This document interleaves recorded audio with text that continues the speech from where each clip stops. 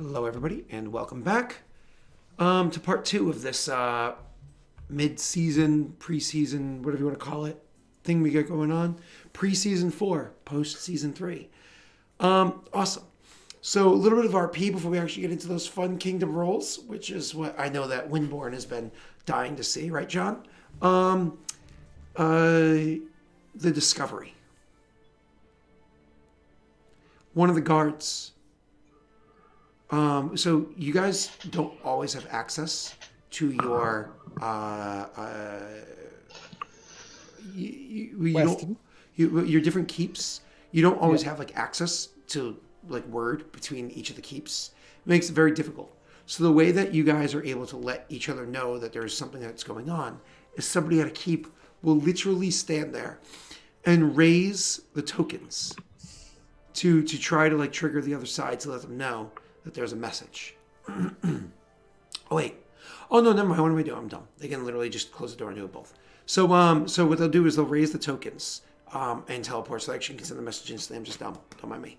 So what they'll do is you'll actually have a soldier come up to you guys when you're, we'll say for simplicity, because battles are just won, everything just transpired.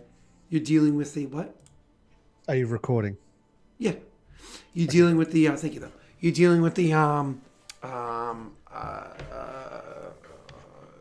undead situation and whatnot that's going on. And so literally while you're at a council meeting and your council is looking sad, your council literally has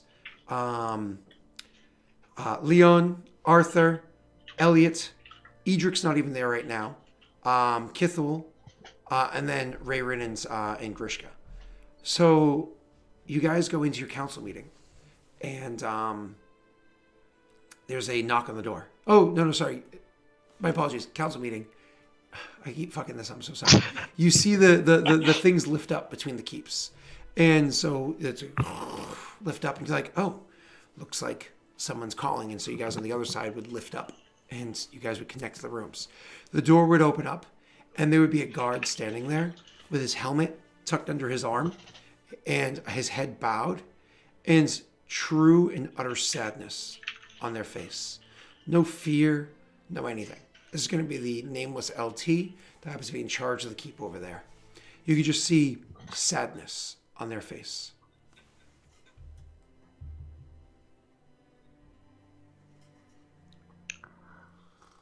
What's going on? Chosen. I have a report from the Western Keep. Yes, we're pulling people back. Has an accident occurred? You look... Everyone's already been pulled back, sir. There was an accident with the bird.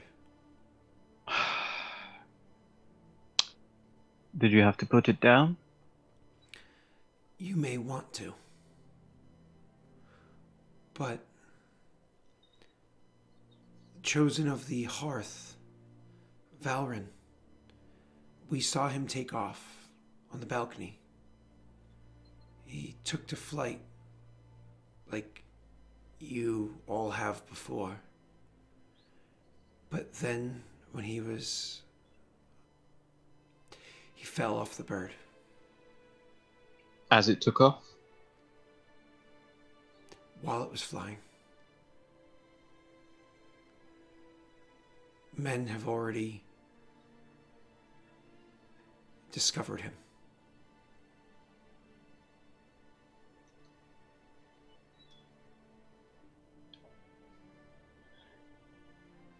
Is he... He is.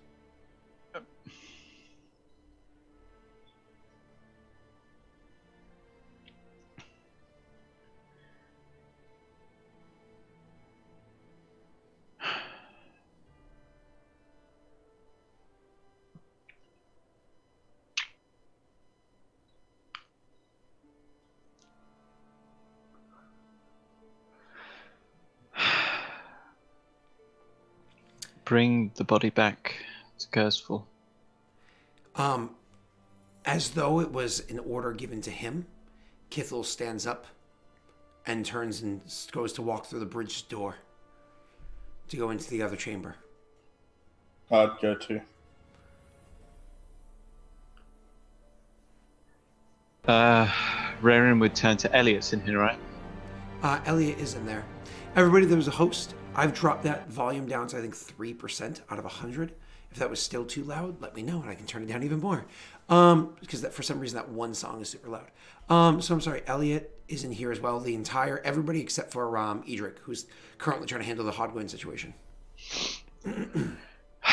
We must prepare a funeral. Remember, I spoke to Elliot. Scott. Mm-hmm. Oh, sorry. I forgot about that. Thank you, Tesh. Yeah, and gave him the yeah. Okay. So Elliot says, no. Wait. No. And he like pulls out like the books and everything that he has prepared, and he like moves a couple books to the side and opens up a big one, and there's an envelope inside of it. Chosen. This was left to me by Valrin. He said... Raren steps forward and takes it. And he gives Elliot a glare and then opens it. You open it up. And do we do one of those things where it's like a movie, and as you start reading it, it goes into the voice of Valrin? Should we have Tesh read it? Okay, so I'll read it out. Yeah, so I can tell you the opening, and I'll do it in my perfect Rayrin voice. Rayrin, one, I leave this to you now. No. I trust you. Understand that. And then you can transition into. Okay. I understand that. But this needed to happen. My word, my goals, everything I believed has been questioned over the last year or so. Some betrayed, not by you, by events and how they had to pass. I am truly thankful for the time I've spent with both of you. You are the best friends I ever had. The only ones I ever truly loved. I trust you to continue things without me. You will do great.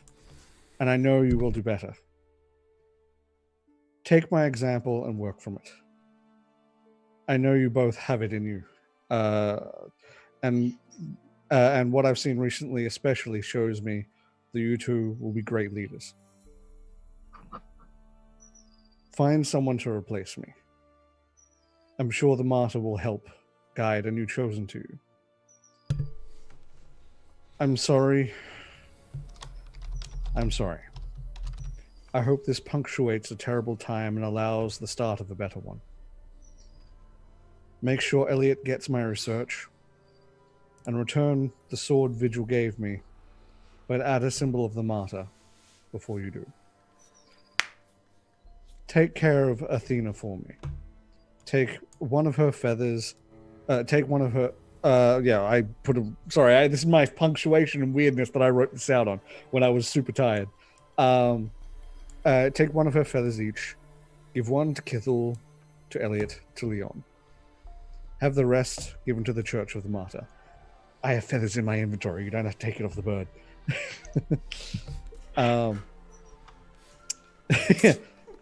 Okay. I will miss you dearly. My purpose is done. My kind are free and changed for the better. And my people are in good hands. Thank you both for everything. And once again, I am sorry. Goodbye, my friends. Valrin.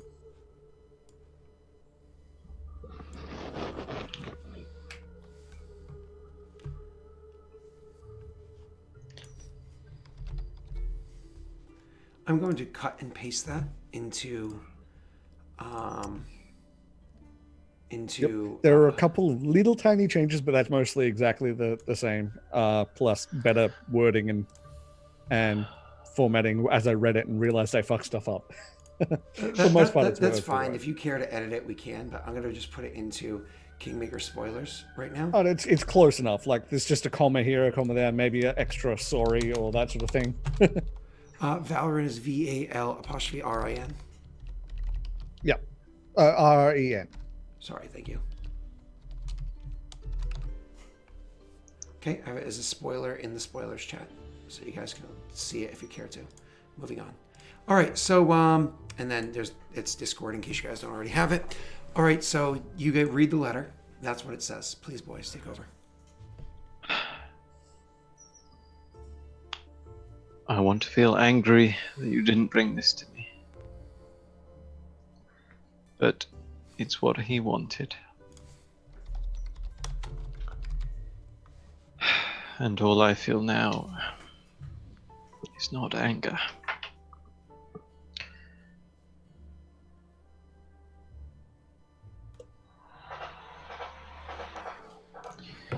Make preparations for a funeral. We've had our celebration. Now we must mourn the dead. Before we go any further, 1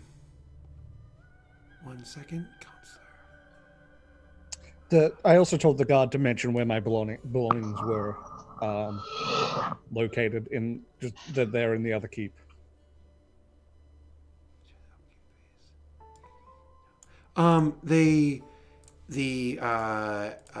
You say make preparation for a funeral. One of the things that you're going to hear over the course of the next, like, say, couple of weeks or so, is that without a consular, you guys can't make a proper holiday. So there's too much of a workload, too much going on. You can do a funeral, obviously, and you can spend money on it, whatever you'd like. But a proper holiday can't be instituted without a consular because there's nobody to, like, coordinate that, to get the people together for it, so on and so forth. It's one of those things where it's like, I want it done, but it's like, we just can't do it. We don't have the manpower. We're handling so many other situations right now. So you'll kind of hear that over the course of the next few weeks. But the preparations for the funeral will happen. You read that, and Elliot, who is kind of sitting there, slumps back into his chair, and he's just silent for a few moments. And then he rests his hands in his face on the table. And you can see his shoulders shaking as he starts a little bit of a silent sob. Grishka and the Kithel, I imagine the two of you continue, unless you say anything else first, and walk through the portal to the other side. Yep. Okay.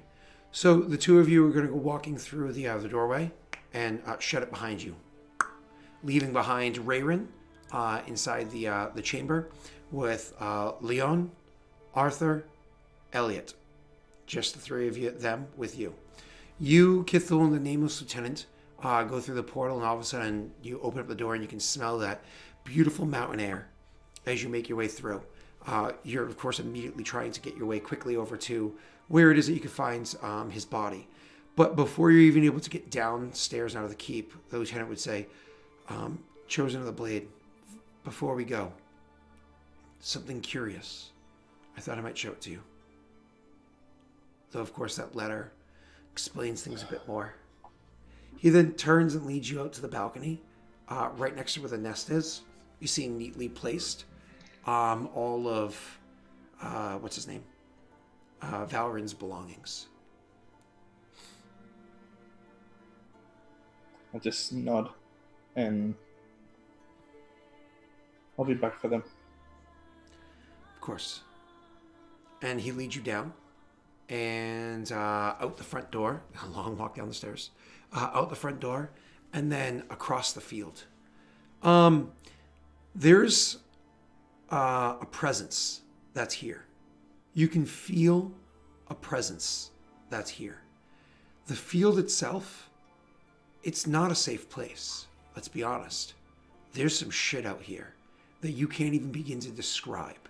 Like, trying to describe it, you just feel like there's not enough words to describe the things that you've seen. But despite that, Grishka's not afraid. Something needs to be done. And despite that, you feel that there's a presence here that gives you the idea that you're safe, at least for now. You're safe as you're walking across this field, joining up with the soldiers that are across the field, that are both still, the ones that had stayed behind with the body, both still knelt before the body.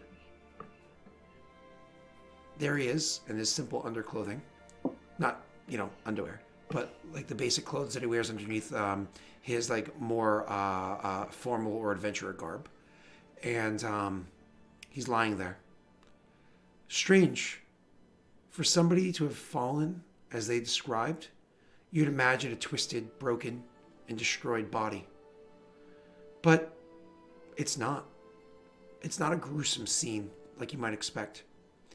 It's lying there, and it looks graceful, and it looks peaceful.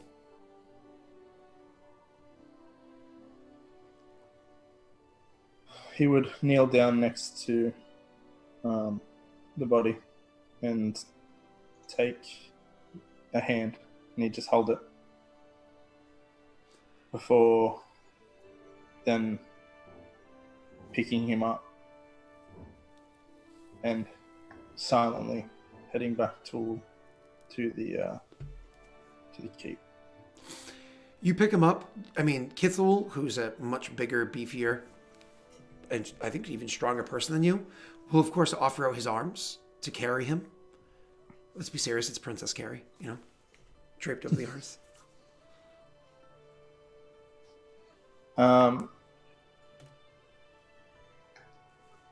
He just slowly shakes his head a little bit, and he'll carry him himself. Okay. As you pick him up and go to walk away, you feel almost a slight tug. Nothing extreme, just a slight tug. This is one of those things that gives you almost like a little pause. And then you pull away again, carrying the body with you, and you notice something left behind. A little nodule of light, right where you had taken the body from, still rests there.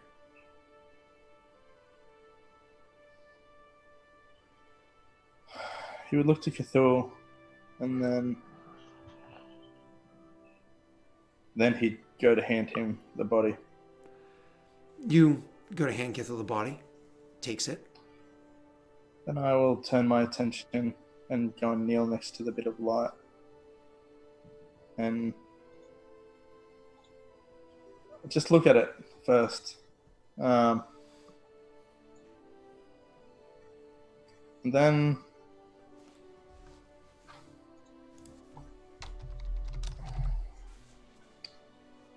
place my hand on it. Okay. You place your hand in the light, and you can just feel warmth. You can feel a familiar presence. You can feel,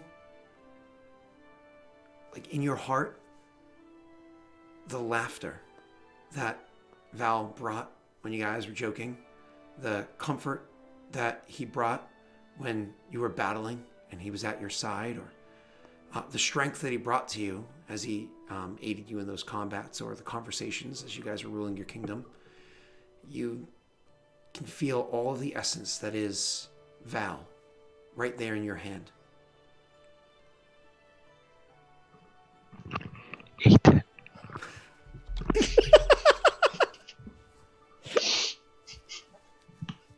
He would turn to Cthulhu and say, I can feel his presence within the light. I don't know what this means. I don't know what to do.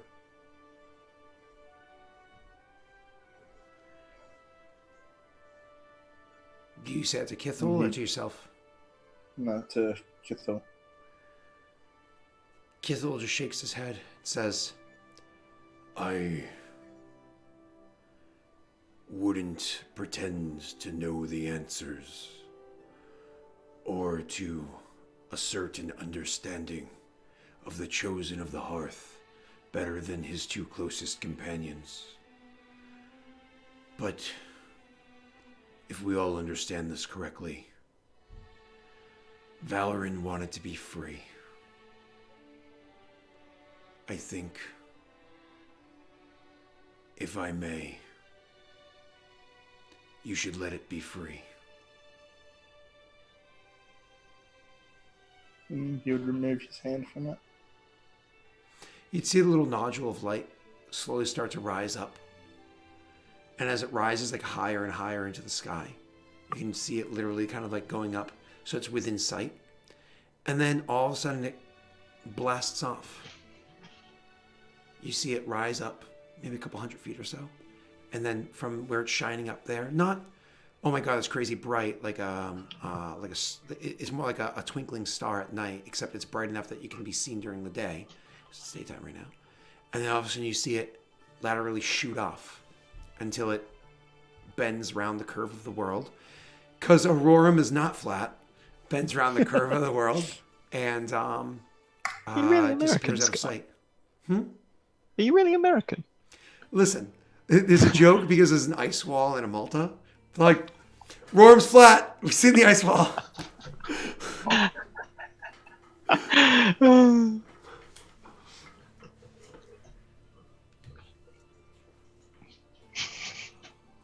So he would just stare after it for a good minute or so.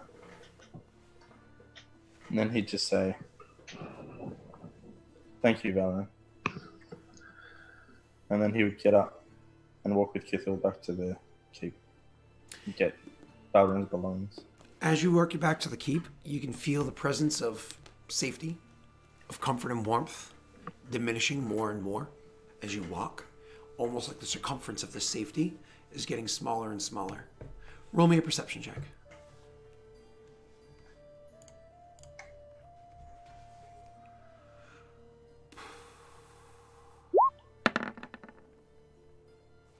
You can see off in the distance, flooding into the field. Not flooding, sorry, I don't even say there's like hundreds of them. But movement in the fields that's sporadic and strange. Creatures that are unworldly. Oh God, it's children! Creatures that are unworldly. They found him. That are moving into the area. He's fine. You're good if you have to go. Creatures that are unworldly moving into the area, and to the point where he, as he makes his way into the keep, he can feel that that field is no longer safe. The protections that he had there are no longer in place. He's able to make his way up to the keep and grab Valren's belongings. And Jake and I talked about this beforehand. He'd of course collect all of the belongings and go to bring them back to Kurzfall through the teleporter there, the portal. On the other hand, Raren, where you sit there, you gave a command. We need to prepare a funeral. The three of them, nameless person, and Kithil and Sprishka left. All the others stayed behind. The three advisors and yourself stayed behind. You gave an order. We're going to make a funeral, so on and so forth. In the immediate RP, nobody gets up or moves. Everybody just still sits there. Everybody looking stunned, with the exception of Elliot, who is, like I said, faces in his hands, silently sobbing.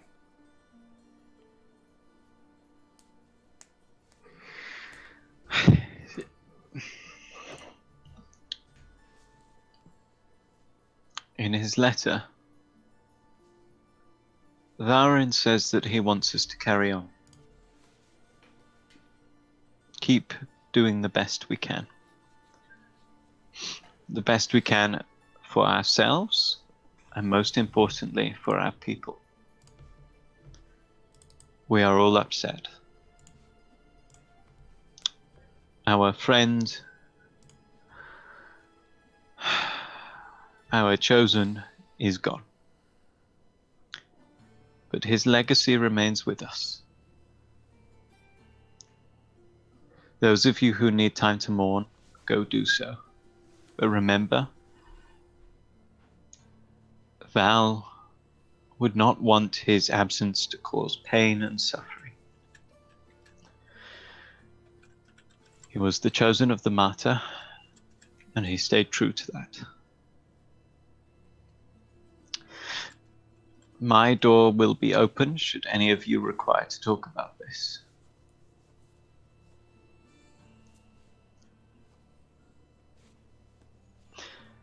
For any of those who wish to pay their respects to Val now, you may stay. any of those who do not wish to see him then leave.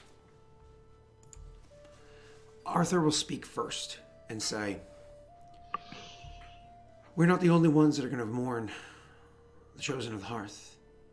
There are many people that will, and they will attend this funeral whenever it transpires. But we also have friends abroad. Word should be shared with the local kingdoms, with our allies. They should come and pay their respects.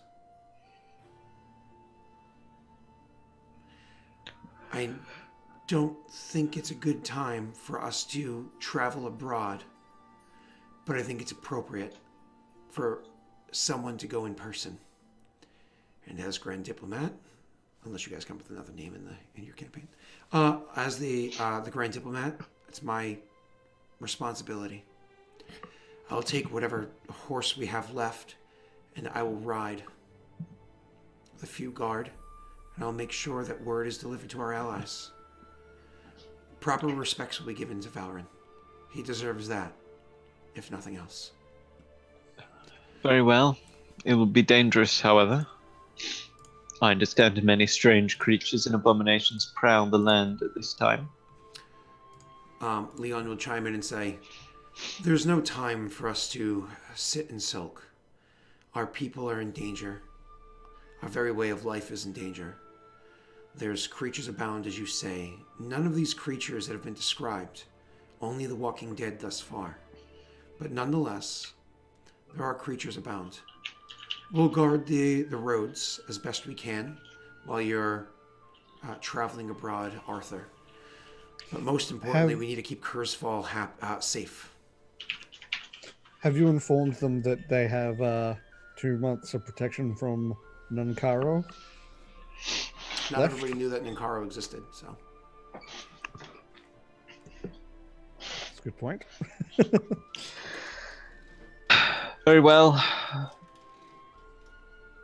Arthur, visit the other states. Make it pleasant, swift. I don't want you to be away for too long unless necessary. We will make arrangements here. I shall address the people of Kurzfall as a whole. I would stop any rumors from taking place.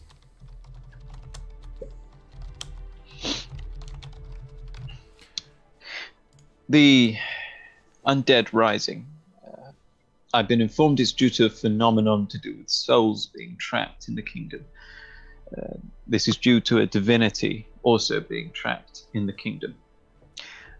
As that divinity was released, so were these souls. However, they will need a little encouragement to pass on properly. I will inform the people that Valrin has sacrificed himself so that no more of these souls will suffer. His soul has gone on to light the way, as it were. The path has been forged, and there should be no one else erring from it. Everybody nods understanding, but nobody says anything.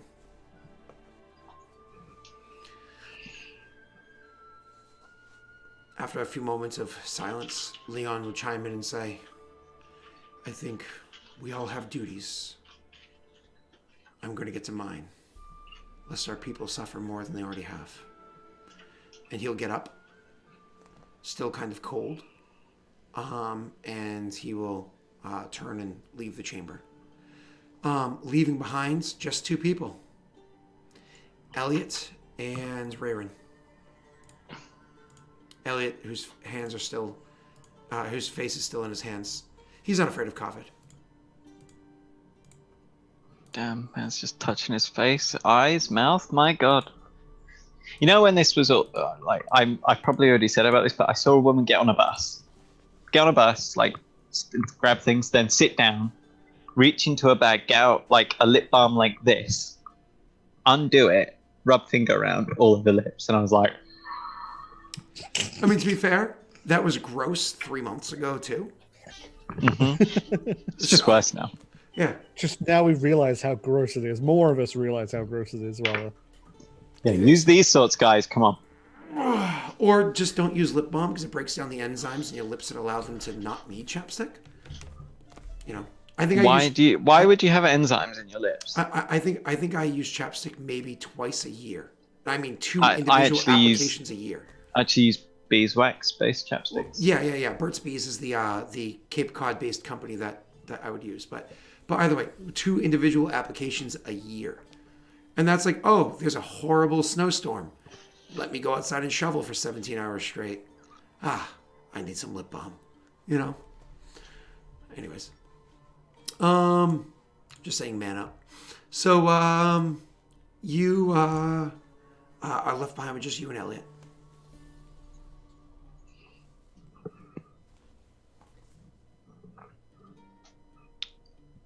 Oh, thought I was gonna sneeze. Just sneeze on Elliot. Whew, boy. Ruin the mood. Rayron would take a few steps over and place a hand on Elliot's shoulder. Does nothing.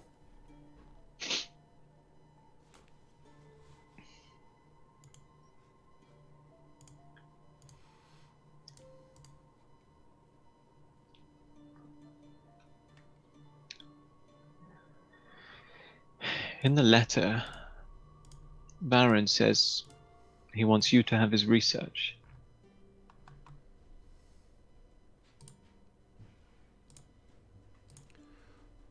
What good is research going to do me if I can't even read the signs? Well, the research might not do you any good, but I'm rather hoping it will do our people some good.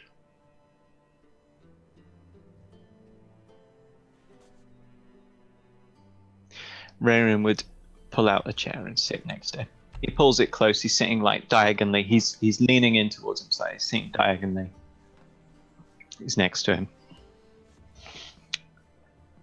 I think even if you had read the signs, to attempt to have stopped this would have been wrong.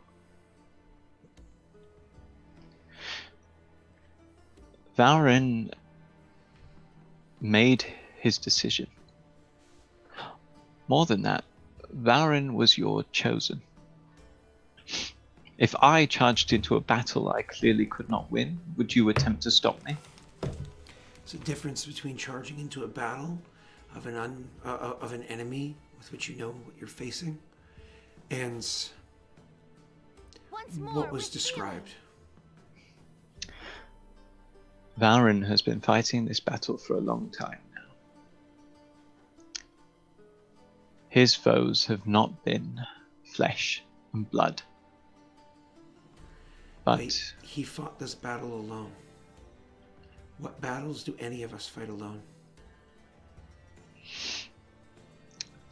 Rayron would motion towards the scars that are clearly on him after his treatment. Many of us fight battles alone. Just because we are alone at the time does not mean we feel that way. He fought this battle alone because he was kept at arm's length. He was never welcome to fight the battle with others. There has always been a division. A division that was perpetrated by each and every one of us to one degree or another. This fault lays on all of our laps. His blood is on all of our hands. This guilt we all have to survive with.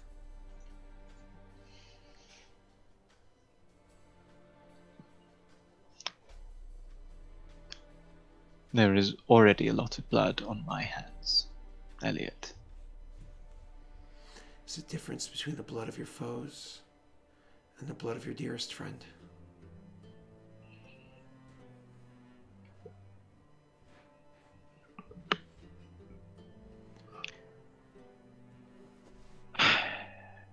Come with me.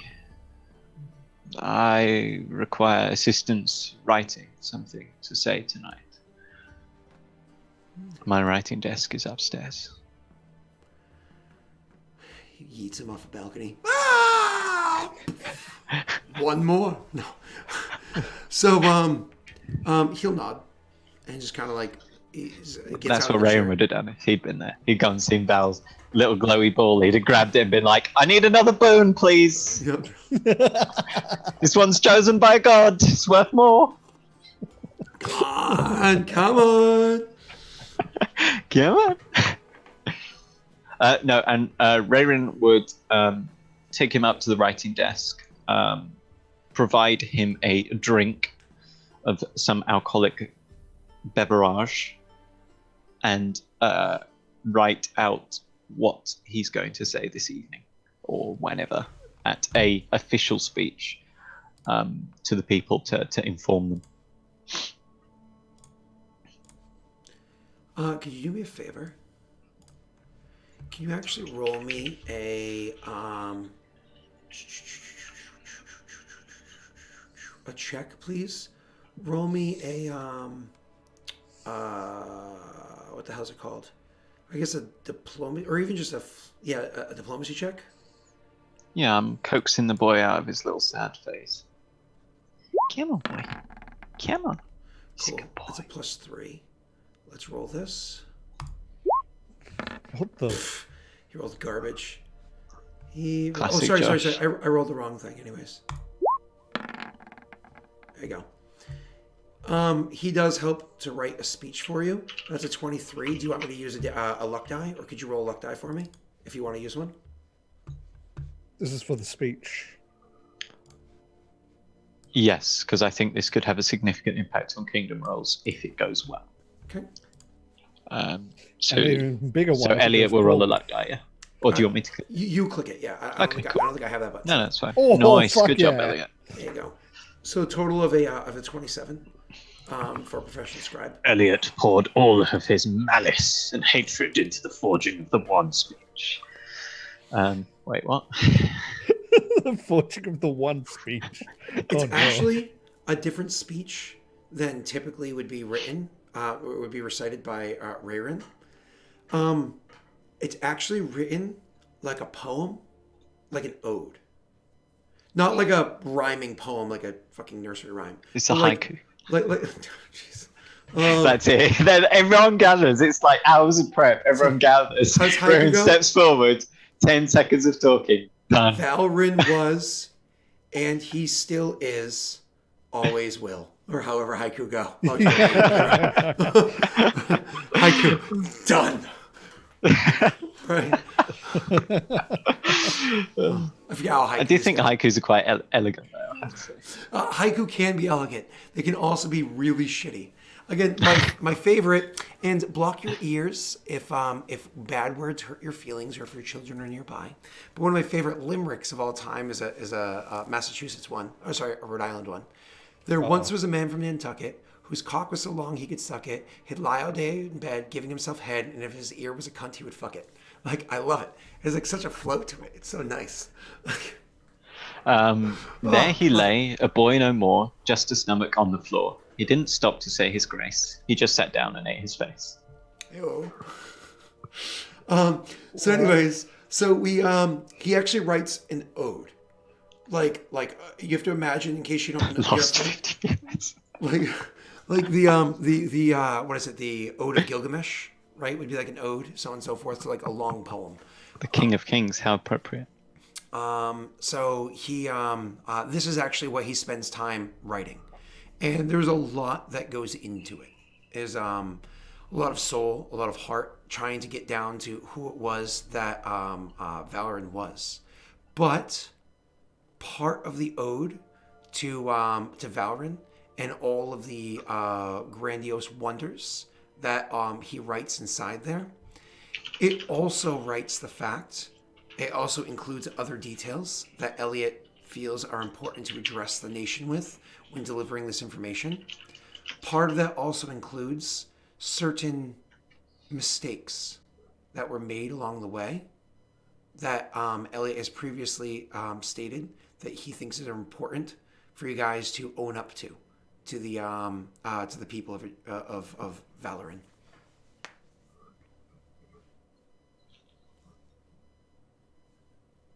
kind of a let it all out and pay respect all at the same time.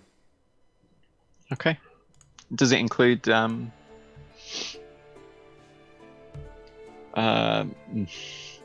my propaganda as well? Everything. The rising of the goddess of the martyr. The rising of the god of. We're gonna get to that in a second. And the what you call it, and the union of like all of that stuff. It's an ode to what Valorant is, but also an address to the people of kind of the recent happenings. The poem is about specifically Valorant. The rest of it is just the rest of a speech. You're gonna have to Obama. This part of the speech. We must stand together and unite in our most trying of times. Please don't. Who's Please that stop. supposed to be? Oh my god. Who's this supposed to be? Scott.exe has stopped working. Like, is this supposed to be God bless the old America. buzzer? 'Cause it's really not very. Buzz is more like, it is in times like this that we need to come together I was and. doing Obama. Rubbish. That was a terrible Obama. Oh, okay. I mean, I can't Obama. I can't Trump either. You know, I can't Clinton. I can't do any of them. But the most important thing is that you make a fist with the thumb on top, because this is too aggressive and this is too aggressive. So you have to have the thumb down like this, and you have to and break up every word as much as possible. Oh my god, I hate you so much right now. Stop. Anyways, Oh, that's infuriating. I get, I miss it. That's He had the fair. best words. All the words.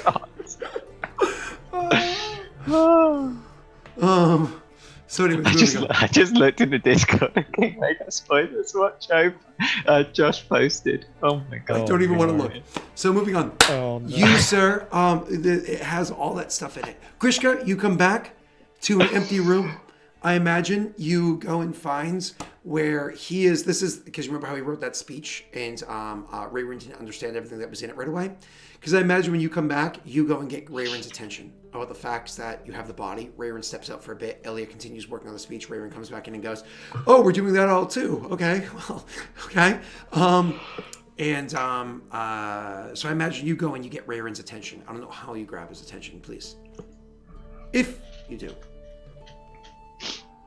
So Cthulhu has the body at the moment.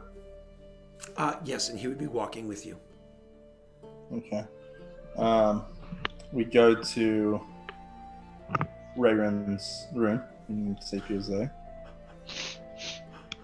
He's having Steve, thumbs down, tilt 90 degrees. So I was saying tilt 90 degrees. So thumb down, tilt 90 degrees, or whatever, because he described it a little weird, and extend middle finger.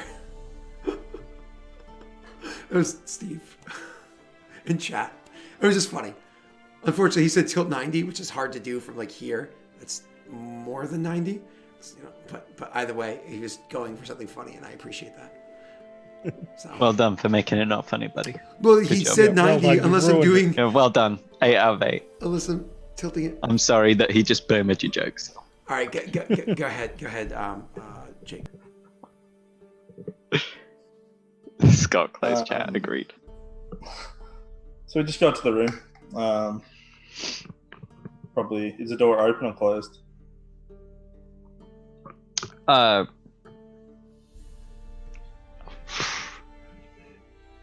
Closed. There's probably a draft in the castle otherwise, right? Just be a soft knock at the door. Yes. Rayron. I said yes. We have him. Rowan would place down his pen on the desk, smile to Elliot, sadly stand up and open the door and leave to follow.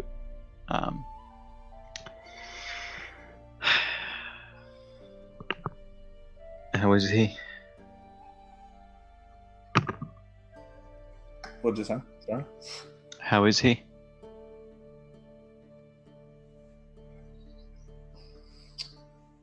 Remarkably well intact.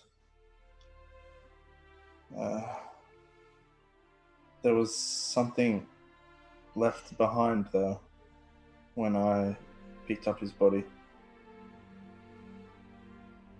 Glowing light that when I touched it, I could feel Valorant's presence. I could feel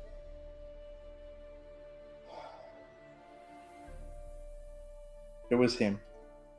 And when I withdrew, it left.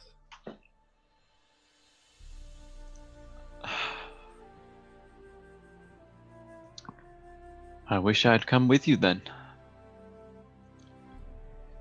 At least you got to say Me too. goodbye. Let's. And it was take visible his- to the naked eye. Yes. I wonder if that was his soul.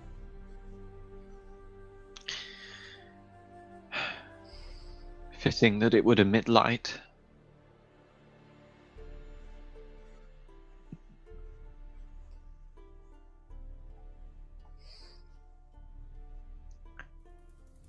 We should take his body down to the shrine to the martyr, as well as his belongings.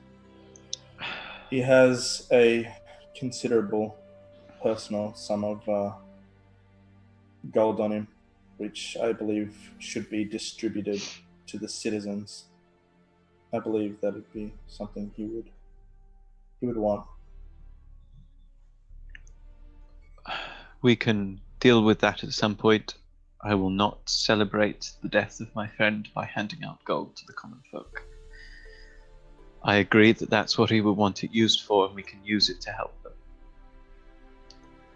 That said, we should dress him in finery, as much as he owned, and lay him at rest.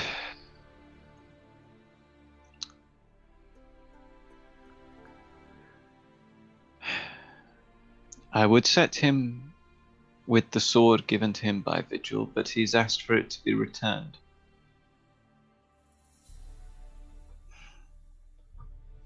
Then return it. I will. I will send it with Arthur. Arthur will be travelling to the different states to inform them of Val's death, and they will be paying their respects appropriately, I hope.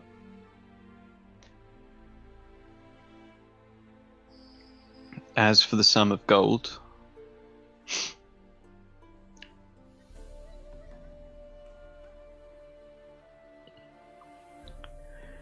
perhaps it could be used in a more pragmatic way. I disagree, but it's not time for this conversation now, like you have said. Let's get his body down.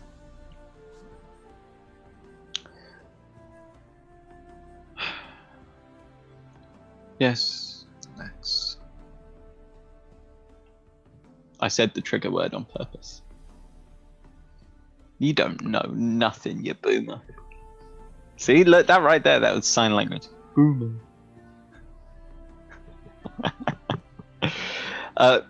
Rerin would accompany, and he would help with lifting the body, obviously. So yeah, we take it down there. Rayburn would go to try to Place it in lift the the shrine. body, but his strength is like 6 because he's actually a boomer. And he's like, oh, never mind. Valley cheeseburgers. And it drops the body and snaps its neck. And Kithel's like, oh, useless. and just like curb stomps you. Kithel's like, I could have done this all on my own, but I didn't. Ha ha ha ha. Handled with grace and dignity. Instead, we have corruption and evil. Sorry. Pragmatic dropping of the body. So, I imagine his body is transported to where? My eyes. The Is this Shrine what of it's the like Mother. to have hay fever? I don't know. I don't have Probably, allergies. it I have sounds good like it. genetics. I have bad genetics, which is why it's even more of a kick in the teeth. I don't have allergens. Just saying. Imagine if I did though, like, oh yeah, by the way, your immune system doesn't work. But you have allergens, which is an immune reaction. Hey, Lamau! I would say I don't that would actually have entertain me. hay fever or allergies. I just woke up this morning sneezing with a bit of a sniffle, and my eyes are now starting to water more. I think I'm allergic to Americans, obviously. Well, it's a good thing there's none here. Must be why. And maybe I'm just allergic to like virulent stupidity, which is why I've been Dude, fine. Jake Then I've is got on right this. there. Jake is Oh, right there. It Leave could him be alone, dude. maybe you're like very mildly allergic to something that's in your house, and now that you're there far more often, Now that I'm you just- spending there more time, yeah, that's Yeah. See, that's a smart Chloe! boy. Poor Chloe. It's fine. She's like- gone to work now. Oi, Chloe. Now, I know I can't do an accent. It's like You I'm cannot. very mildly allergic to cats, like very mildly. Whereas I can get rid of that by exposure to Rocket constantly. But if there's like a period of time where I don't cuddle Rocket a bunch and then I do, I feel it. So I've been in for weeks now. there's an easy cure to cat allergies. Eat the cat. No. Just I even have too much blood. all right. Moving on. Well, And it's just a big blood sack that makes ice cream. Don't will have say- strawberry boys. I'm weird medically as well because like I should by every mean have high blood pressure. Like my heart beats so much faster than it should, but No, Tesh, that's I just don't your have feelings high- for me. I don't have high blood pressure, and in terms of like that general sort of like health area, I'm actually pretty good. I was like, this is weird. I shouldn't be, but I am. There you go. Excuse me. Oh, So I wonder whether like a spider you crawled up my nose while I was bring asleep. the body to where it's going to rest. You bring the clothes to have him adorned, and you do the ceremony, and you're going to deliver the speech. Now, we already wrote the speech. It was a 27. It was beautiful. But you actually have to deliver it. And I imagine you're going to deliver it, which delivery of a speech is a perform oratory, which is definitely your best skill.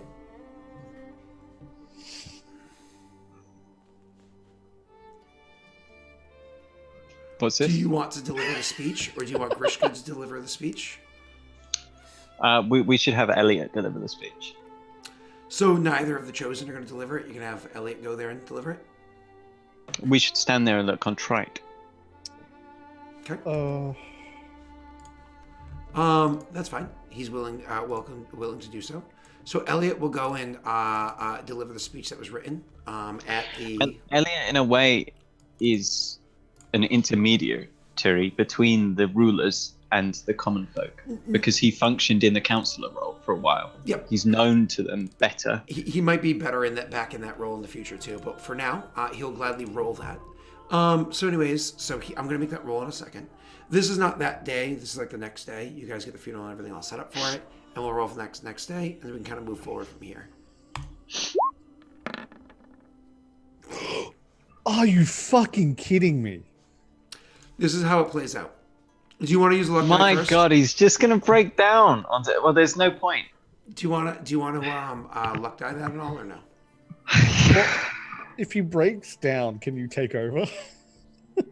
No, because that would negate. Like, yes, but the best case scenario here is mitigate the atrocity that he's just committed. Like, he's gone up there and he's wailing his haiku. We at should everyone. luck it though, because we need it to be above 10 at least. I mean, we failed by. I mean, like, yeah. we well, probably failed by 10 or more. I would get it above 10. Okay, somebody drop me a luck. The reason why it's a roll, Josh, for Semi asking, is because it's a high emotion thing. This isn't something we can just kind of work through it, take your time. It's a one shot, one delivery, high emotion before the people. That's why it's an important one.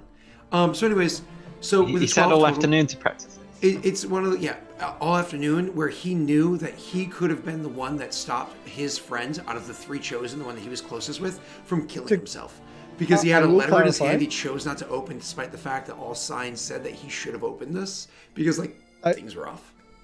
I will say there was a back and forth between Val and him where Elliot said you don't have to do this, and then Val said no, it's what needs to happen. Exactly. Well, it was good because he thought you were just leaving. He didn't think of this. He thought you were just leaving because he knew that you were kept in the dark about a lot of things. He was informed of that. He was one of the only people that knew. So he thought you were just like, I can't do this anymore. I need to go and be free. He didn't realize what that freedom meant. And so he delivers the speech, and it's going to be a blame fest. It's unfortunately, he delivers the speech exactly as it was written, and it was written extremely well. However, his performance of the speech unfortunately comes off as rather flat. He delivers it, because again, it's just a 12. He delivers it very flat. The words are beautiful. It's eloquently designed, written, and so on and so forth. It's all written by him. But his delivery is just so flat. We really needed this to help us. We're talking like it's if you've ever seen any national leader in real life read off a teleprompter, and it's very obvious they're reading off of a teleprompter. Like you're like, oh man, there is no love in this. Clearly, some intern wrote it for them. That's kind of how it comes off. The only saving grace is that the people that know Elliot know that these are his words, know that this is his work, know that this isn't somebody wrote this for him, that this is Elliot's writing. But one of the reasons why this also goes kind of flat is he's reading his own writing as beautiful as it is, but it's also very obvious that he's the one that wrote it, as opposed to either of the other chosen reading it or writing it. So it's neither a bad thing nor a good thing. It's simply a delivery that is both beautiful and unfortunately sad because so much stuff is revealed in it. The people that witness it, which is not a few, all of the people in Kurzfall witness this. And of course, the speech itself is going to be handed out to others throughout the realm. Well, it just lands how it lands. Yeah, this is it. Hello, I am Elliot. This is a speech I wrote. I will read this speech now. It started with a slap.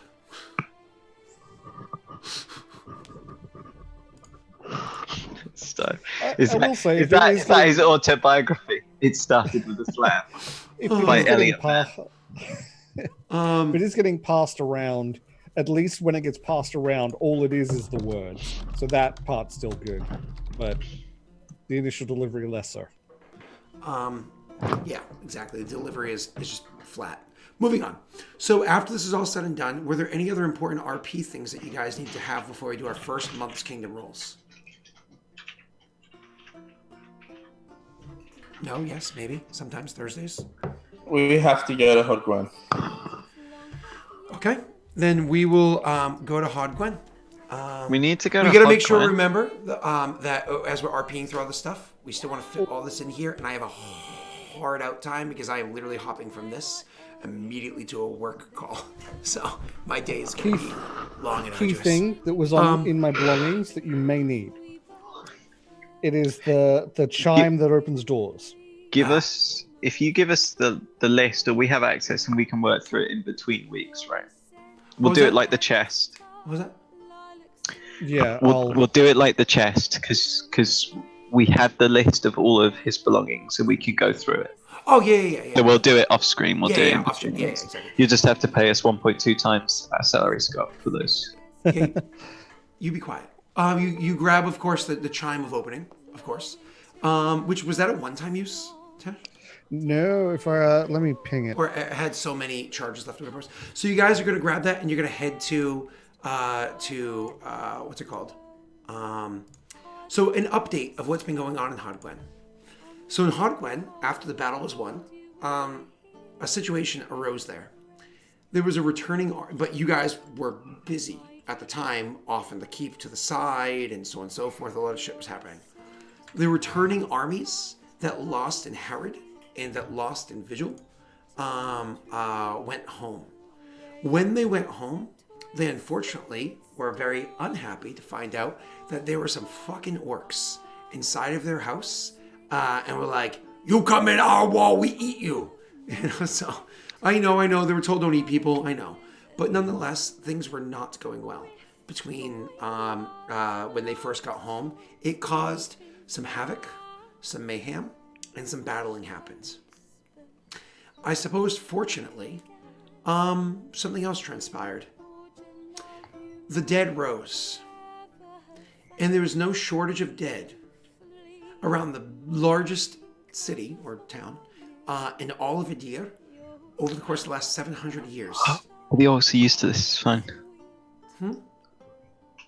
No, don't worry. Just ignore me, carry on. I have no idea what you're saying. So, there's it no does shortage. Have charges. 9 of 10 left. Okay.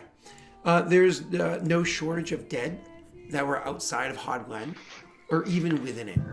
So when all of the dead rose at once, needless to say, it caused more havoc.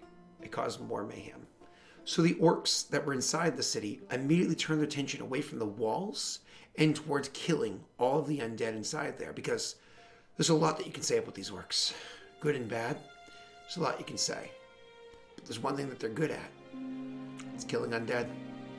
They literally come from the barren lands. The only lands, well, were the only lands that were infested with the walking dead. So the orcs then turned their attention inwards. An understanding was struck between 3 and Edric. Shut up, 2!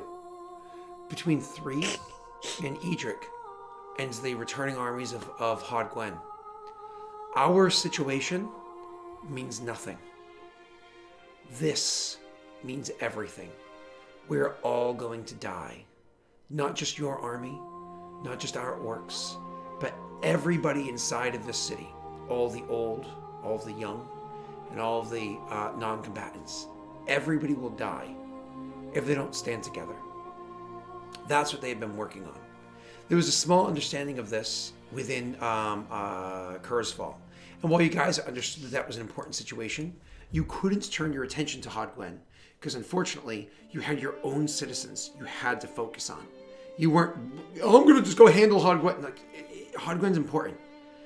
But if you don't shore up your own defenses, you couldn't even help your own nation. That's why there's been no attention over there yet. You're now bringing your attention there after finding out that one of the Chosen died, after this, after that. Like, it all keeps piling up. We're going to take a quick little break because it's been over an hour again.